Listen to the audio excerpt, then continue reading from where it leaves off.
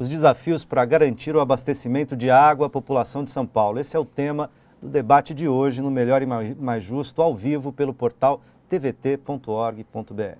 Participam dessa conversa Júlio Cerqueira César Neto, engenheiro, César Pegoraro, ecoeducador do SOS Mata Atlântica, e Waverly Neuberger, coordenadora do Centro de Sustentabilidade da Universidade Metodista de São Paulo. A região sudeste tem cerca de 6% das reservas de água do país. A Waverly já tinha falado isso, enquanto reúne em torno de 40% da população.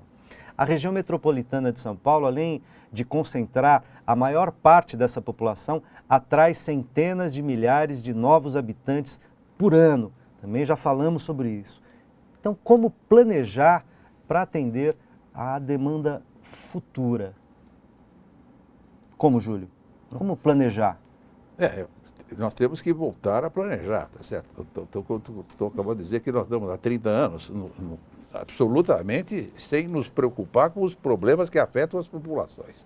Nós estamos preocupados, vamos dizer, de 90 para cá, vamos dizer 30, 25, 20 anos, mais ou menos.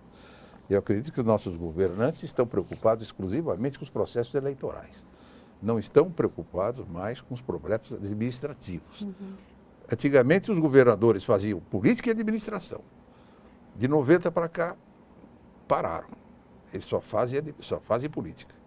E administração. Então, eu estava dizendo para a nossa colega, a professora aqui do meu lado, disse o seguinte, que nós estamos falando da água por causa da crise e tudo isso, mas se você for pegar o esgoto, a enchente, o transporte, a habitação, a educação, a saúde e a segurança pública, estão no mesmo nível de abandono. Mesmo nível de abandono. Então, nós estamos há 20 anos que os governos não governam mais. Então, é um negócio tão grande, e a gente perde um pouco a noção. E eu chamo a atenção, porque a gente se preocupa com isso, a gente não faz ideia. Aliás, as pessoas não fazem ideia. Você fala, mas a gente não absorve.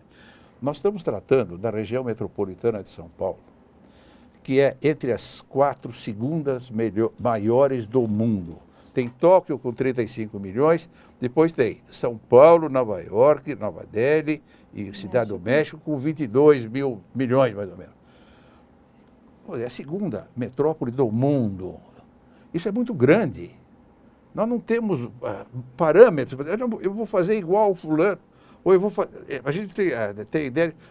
Estou resolvendo o problema de Carapicuíba, mas não, aqui não é isso. O tamanho do problema é a escala do problema em todos os seus aspectos, de todos os aspectos financeiros, tecnológicos. Hoje em dia, nós temos que ter tecnologia de primeira onda, senão você não consegue resolver os problemas aqui. Mas aí, Júlio, tem uma coisa que você falou dessas outras grandes cidades. Nova York também passou por uma situação bastante complexa de abastecimento há um pouco mais de uma década atrás, né? E eles tiveram algumas saídas inteligentes lá, dialogando com a população. Acho que é isso, né? Revendo os gastos, mas todo mundo fala, protegendo os mananciais. Todo mundo pode falar aqui também. Cada vez vai... Isso é o chavão. Cada vez temos que buscar água mais longe, não sei o quê. Poxa, nós não estamos falando de uma cidadezinha, nós estamos falando de uma bruta metrópole. Sabe qual é a extensão da adutora de Nova York? 200 quilômetros. 200 quilômetros. 200 quilômetros. Sabe que a gente precisaria de algo assim aqui também. Não, São Paulo é outra dimensão. Vamos buscar água do Ribeiro, é muito caro. Mas que caro, companheiro. O negócio é caro mesmo. Você vê que, só para falar em caro, a Sabesp, o governo, faz o projeto Tietê, todo mundo vai falar de esgoto, você falou de esgoto naquela hora. Gastamos 4 bilhões de reais em esgoto. 4 bilhões. O resultado, transformaram as cidades, todo o sistema de drenagem de São Paulo em canais de esgoto, gastando 4 bilhões. Por quê? Pô, fulano, não é 4, é 40, companheiro. Você está fora da escala, você está fora da cidade. Então você está fazendo desde 92 esse plano, o projeto Tietê. O que está acontecendo com o esgoto da cidade de São Paulo hoje? É 10 vezes pior do que era no começo. Transformaram a cidade de São Paulo num sistema de canais de esgoto, não tem mais sistema de drenagem. É isso. Se for falar na enchente, você vai chegar nas mesmas conclusões. Se for falar na habitação, você sabe que nós temos hoje na região 3,5 milhões de pessoas morando em favelas, cortiços, loteamentos clandestinos e área de risco. 3,5 milhões é 15% da população. Júlio, deixa eu aproveitar que você citou Desculpe, a Sabesp, e eu tenho mais uma questão de internauta aqui, a Ana Flávia de Oliveira, de São Paulo.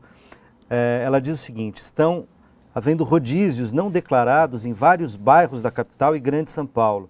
A Sabesp diz que oficialmente não tem rodízio, mas a população sente isso.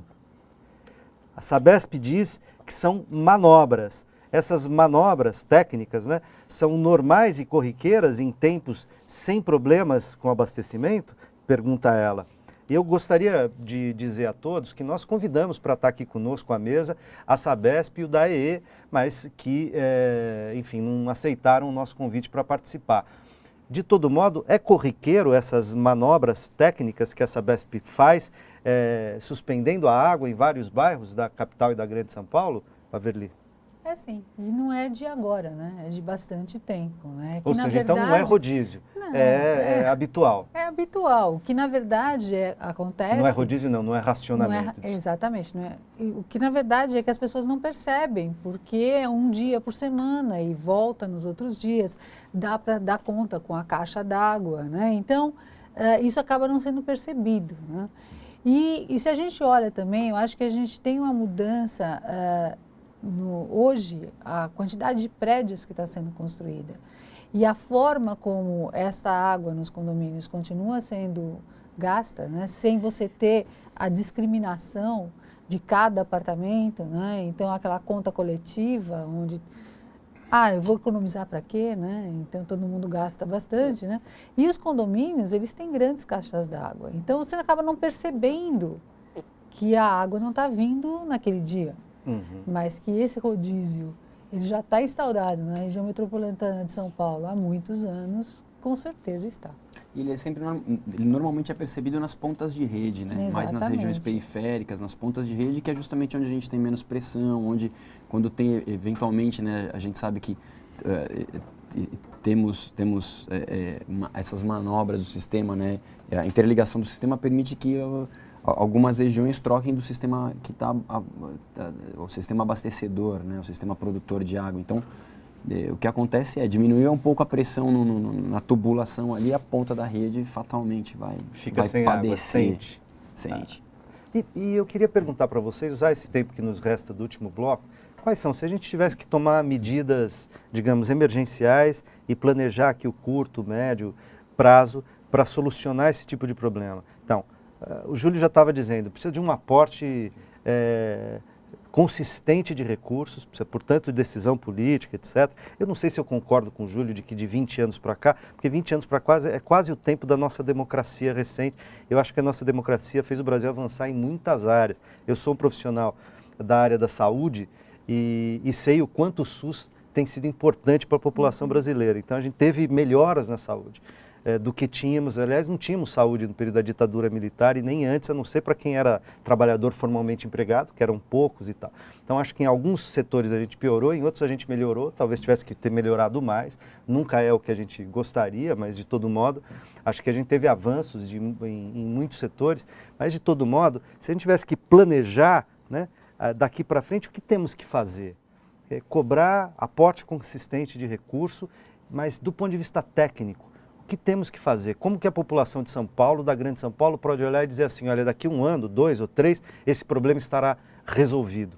Ou a gente vai ter que aguentar esse tipo de problema por muito mais tempo, porque as soluções são muito difíceis. Waverly. Eu acho que assim, tem uma palavra interessante no que você falou, que é o resolvido. O quê? Resolvido. O que é resolver esse problema? Eu acho que uma das coisas que a gente tem que tomar consciência é se conectar com a região que a gente vive. A região que a gente vive tem essa capacidade produtora de água. Não adianta querer gastar mais, certo? E de repente, trabalhar como se tivesse com muito mais. Então, eu acho que essa conexão é extremamente importante. Eu acho que a gente não está conectado com isso, não está mesmo. Tem uma série de interesses, a água é um bem que é consumido, você compra, você tem as ações, tem tudo mais, como a gente está colocando aqui, Mas eu acho que voltar a ter conexão real com o que a gente tem de água e saber e ter o que a gente pode gastar. Eu acho que tem várias coisas, né? Tem várias coisas como, por exemplo, a questão das perdas. Olhar para essa questão das perdas como uma questão séria e real. Não é dinheiro enterrado, colocar cano lá embaixo ou fazer as melhorias que têm que ser feitas, ou é realmente extremamente necessário. Ter essa consciência de consumo, né? Eu acho que assim, é impossível continuar com esse sistema de prédios, de pessoas gastando água sem ter o consumo individualizado. O consumo individualizado eu acho que é essencial para a pessoa ter consciência do que está gastando. Acho também que as questões de reuso, de reutilização de água de chuva, reuso de água, todas as coisas que possam ser implantadas nisto são extremamente importantes. E tratamento de esgoto, mas não tratamento de esgoto dessa forma, né? Mas tratamento de esgoto prevendo reuso, né? dos efluentes e tudo mais, que eu acho que é uma coisa extremamente importante. Júlio. Não, eu concordo com todas essas medidas que ela está falando, só que eu acho o seguinte, todos esses problemas que nós estamos discutindo é infraestrutura, praticamente. Né? Todos os problemas de infraestrutura, que é a parte do governo no processo de desenvolvimento. O resto, o país caminha sozinho, tá certo? Mas essa parte básica é de governo. Então, o que eu tenho notado é o seguinte, que o governo parou de governar e só trata de problema eleitoral. Então, na minha opinião, qual é, para nós conseguirmos que alguma coisa seja feita? Vontade política, exclusivamente. Sem vontade política, e é um problema, São Paulo, se o governador não decide fazer isso, não vai fazer. Se ele não ficou 20 anos sem fazer, não vai fazer. Agora, se ele decidir fazer, eu acho que nós temos toda a capacidade e competência para fazê-lo. Mas se não quiser fazer, daí não adianta. César, o que temos que fazer? A gente para pensar em água em duas situações. Ou quando tem muito e está dando enchente, ou quando está faltando na torneira. Então, se a gente não tem o hábito de discutir a questão da água, esse bem essencial que a gente tem que consumir todo dia, todos os dias. Todo dia a gente consome, mas a gente só pensa em situações extremas. Então, acho que assim, precisamos educar pesado a população, primeiro, para você rever os seus hábitos em casa. Né? 85% da água consumida hoje em dia aqui em São Paulo é para uso doméstico. Então, quer dizer, por mais que eu fale assim, a indústria consome muito mais que eu, mas se juntarmos todas as pessoas, o consumo maior é das residências. Então, que uso estamos fazendo? Então, acho que a primeira coisa é essa, educar pesadamente as pessoas. Por mais e isso também é política pública, né? Porque a educação também é política pública. Então, assim, a gente tem que deixar de mão um pouco, talvez, dessa lucratividade e olhar, sim, para os usos, porque a gente não tem uma demanda absoluta aqui. Né? Quando dá essa flutuação, como o Júlio mencionou há pouco, acontece esse cenário caótico que a gente vê. E segunda coisa é a seguinte, que eu acho, então assim, primeiro educação, educar melhor a população, e a gente precisa pesado de fiscalização, que assim, a gente tem muito problema ao longo da rede, a gente tem muito mau uso de água, né? Seja, apesar do caos que a gente está vendo, na rua onde eu moro hoje, saindo para vir para cá, tinham 2 pessoas lavando, uma o quintal com a mangueira e outra a calçada. Então, quer dizer, é isso, as pessoas não estão sensíveis porque o negócio ainda não tocou, ela não se sente responsável. E a partir do momento que a gente é educado, eu acho assim que até pegando a coisa do Júlio, o governo está aí para trabalhar para a gente e com a gente. Então, quer dizer, a partir do momento que a gente está educado, que a gente se sente governo também, a gente também pode chegar na orelha do governador e falar, meu amigo, né, o nosso pedido é esse. Porque, então, é uma inversão de valores, não é que ele é soberano. Soberano é o público, soberano somos nós, enquanto cidadãos, né? Então, isso bom, numa democracia, o soberano é o povo, né? Deveria ser, né? E do ponto de vista técnico, qual o montante do investimento que você imagina seria necessário para a gente ficar menos refém dessas flutuações dos ciclos de chuva? É isso que eu falei da região metropolitana, todos esses itens que eu falei, água, esgoto, só os investimentos em obras, sem falar em gestão que não existem, ou sem falar em manutenção e operação ao longo do tempo, nada disso, só investimento em obras. Eu avalio que nós temos, a dívida pública do governo com a nossa população aqui está além dos 250 bilhões de reais. Ou Essa é a seja, vai nossa precisar de alguns governos para sanar essa Não dívida. sei como resolvê-lo. Eu não sou economista e nem financista. Mas que esse é o tamanho da dívida, é. E o governo está devendo para a população. Agora, se ele vai pagar a prestação ou não vai pagar, sei lá. Mas é isso. Esse eu acho que é o tamanho do nosso problema. 250 necessidade de milhões. Agora, eu acho que se houver vontade política, nós conseguimos fazê-lo. Eu acho que uma coisa que eu não falei, mas que é importante, a cidade, com todos esses problemas, tem um potencial enorme econômico e social, cultural. Cultural. São Paulo hoje é considerada como uma cidade rica culturalmente. Ela tem, por isso é que ela atrai pessoas ainda. Continua atraindo, porque ela tem um bruto de um potencial. Então eu acredito que tudo isso tem solução. Se faz, inclusive com esses montantes, porque nós vamos resolver isso. Hoje nós temos um mundo globalizado. Hoje nós não estamos aqui, nós não estamos, eu sempre falo, não estamos tratando do trabalho, nós estamos falando da segunda metrópole do mundo. A segunda metrópole do mundo se coloca no mundo. E o mundo inteiro vem fazer as coisas aqui que são necessárias e que nós não podemos fazer sozinhos. Então acredito profundamente que isso é possível e volto a falar, qual é a única coisa que eu acho que tem que ser feita? Vontade política.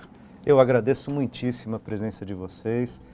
Agradeço também a você que nos acompanhou até aqui no Melhor e Mais Justo, que é esse espaço para a gente pensar temas relevantes para o Brasil, ajudando a despertar o desejo de participar nas mudanças políticas, econômicas, sociais, que tocam diretamente a nossa vida individual e coletiva. A gente se encontra na próxima quinta-feira ou a qualquer momento pela internet. Forte abraço.